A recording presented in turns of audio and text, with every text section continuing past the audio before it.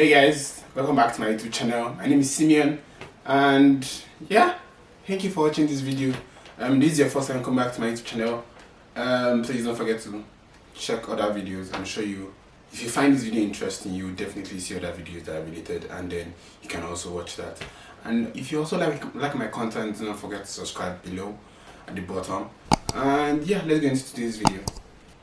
So yeah guys, like you've seen on the title of the video, it is what next, like after your admission, what next? And that's what this whole video today is all about today. And yeah, let's go into the video then. I just want to talk about what next. Like I have questions on that, and I feel like that should also, because I have like various videos that are speaking about different things concerning different aspects of your journey to Sweden and some parts in Sweden, and there is no like connection between all those videos, and this is this video then. So after your admission, after your application, you've gotten your admission. If also good, you've also gotten a scholarship.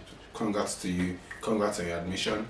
And yeah, I hope to see you in Sweden. I'm going to say we, but I mean I hope to see you in Sweden one day, just one of these random days. But yeah, after your admission, what next? So by this, I assume that most people have gotten the response of the application, or you are awaiting your response. After that, the next ideal thing for non-EU residents, so from Africa, Asia, some parts of Asia, and some other continents, also America. Yeah, I would say the next thing for you to do would be to first wait on your invoice. For European students, there will be a hyperlink at the bottom for where you can start watching the video, so you don't have to watch all this part that doesn't relate to you directly. And yeah, for non-EU citizens, so Africans and other parts of the world that are not really from the EU or have some permits, don't have like a direct access to Sweden, I would say the first thing would be for you to wait on your invoice. And after you get an invoice, this is to pay your tuition, because of course you need to apply for a residence permit. I have a video on residence permit above. I'll just link it up and then you can watch. I have two videos actually on that. So I have like a first video where we'll run through my application, and then I have a second video which is just like a compilation of questions I've gotten from other students or other prospective students also. So I just made this video and I'll link them at the top of this video, so you could also open that in a new tab and watch that after this video. But yeah, after your admission, for non-EU residents, I would say you should wait on your invoice. Of course, you have to wait for your invoice. Pay your tuition. After you pay your tuition, you also I'm not going to go into deep into the residence permit issue of your process, because there are already videos that explains that. But the next thing will be for you to apply for your residence permit. This is after you've paid your school fees, after you've been able to seek your proof of fund. I'm using the word seek carefully, but yeah, seek your proof of fund or have your proof of fund. I think those are the major parts of your application for your residence permit. Your passport also, you can only get a residence permit that is, you cannot get a residence permit that is longer than the validity of your passport, of your country's passport. So that is also something you should note also. Yeah, your application, your residence permit, I'll say you can start your residence permit application as soon as you pay your school fees. For details on, yeah, you can always pay your school fees through different ways. I know, from example, I'm Nigerian, and from Nigeria you could use like the Form A through the central bank to pay your school fees. For other countries, there are like international bank transfers method that you can also use to pay your school fees, and then these are all like different routes. And yeah, after you pay your school fees, you start your residence permit applications. That can usually take like 2 to 3 months, and they also get pressure on how soon can you enter Sweden. You can definitely enter Sweden as long as your residence permit is valid. So let's say you get a residence permit card from August, or 1st of August, you can enter from 1st of August. So as soon as you have your card on hand, you can enter Sweden. Like that is the rule, because the card grants you access to Sweden. So once you have this card, you can enter. Then what else?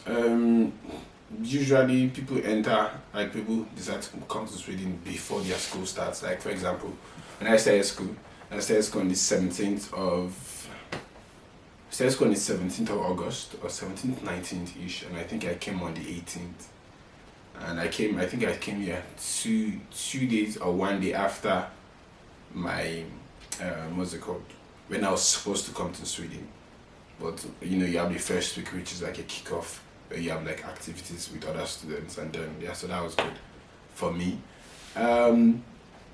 Aside this, I would say you should prepare yourself for coming to Sweden. This can involve you. So I have a video also on grocery stores. You can check that up also. The other videos that you can watch from other different channels also that show you activities that students most likely do. I have a video coming up on that. I'm compiling a video on student activities and also like review some other students. But yeah, to prepare yourself psychologically, majorly. I feel like physically you can always get like stuffs if you want, like clothes and stuff like those can come after, but mentally is more important in my opinion. And then this is you trying to get more comfortable in trying to adapt to Sweden, and you can do this through different means, trying to study about Sweden, trying to study about your city. You can follow, like, find Instagram pages about your city that has to do with maybe shopping, housing, and different. Yeah, I'm sure there are different Facebook groups on different cities in Sweden. You find the weirdest shit for Facebook groups, but yeah. So that's a good way to start, try and find other students. I think one of the ways I found like a student coming to Sweden when I was coming from Nigeria was like searching on Facebook, and then that was where I found this international Facebook group for international students, and they get to see people that ask different questions, and from their questions you get to know like where is this person coming from, who is this person. Or basically you can interact with the person and say, oh, I'm also coming to Sweden from this so country. I saw your post about this, and then that's the way to meet somebody before you come to Sweden.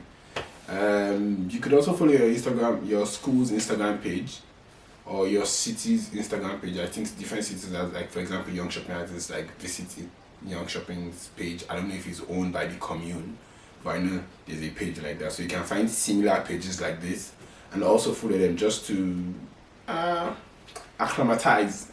It's English, but yeah, acclimatize yourself with your city.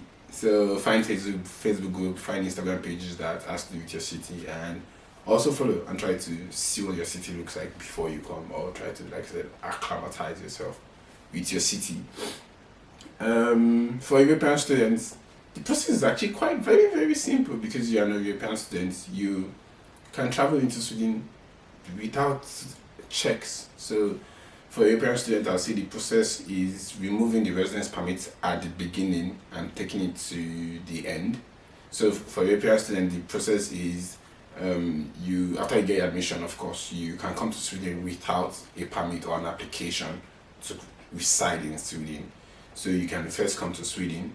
After that, after you do this, of course, you have your accommodation. This is also for both students, your accommodation, and then when you come into Sweden, because you're an European student or you have access to Sweden, you can basically stay in Sweden for 3 months before, like, you can stay in Sweden as long as 3 months without a visa or residence permit card. So when you come into Sweden, you can definitely apply for a residence permit card when you come. So you don't have to wait for your card, or you don't have to wait on your application to come to Sweden. So of course you can definitely come to Sweden, and then after like 1 or 2 weeks you can of course apply for your residence permit card. That's the way to do it. But I know for European students and even like non-European students also, when you come to Sweden, you're supposed to report yourself to Skatteverket. This is just basically you going to Skatteverket and filling like forms of, okay, this is when I entered Sweden, just to show them that you arrived in Sweden. So for European students, you can apply for a residence permit if you are studying more than 3 months when you get to Sweden, because you can come to Sweden anytime you like, and that's just a major process. And then when you arrive in Sweden, I also have like videos on that, also like 5 things you should do when you arrive in Sweden, so you should also check that out. And like I said, this video is just going to be a short video. That's where I connect like different parts of my previous videos together, and then we see more interesting videos coming from next week. And I hope you guys actually have like a successful application.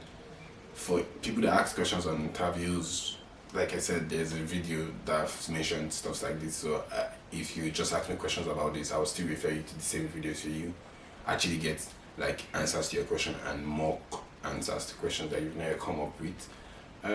Aside that, yeah, this is the end of the video. Like I said, short and simple, just connecting different videos together so that you kind of see where you can start from. I would say you can watch the whole playlist. I have a playlist where I have like a collection of like different videos pertaining to different parts I've spoken about, and yeah, this video, like I said, is the connecting part. And yeah, I hope your application goes successful, and congrats again to the people that have gotten their admission and to people that have gotten or will get a scholarship. Congrats to you also. I really hope you have a good application. Look at you. Yeah, you do.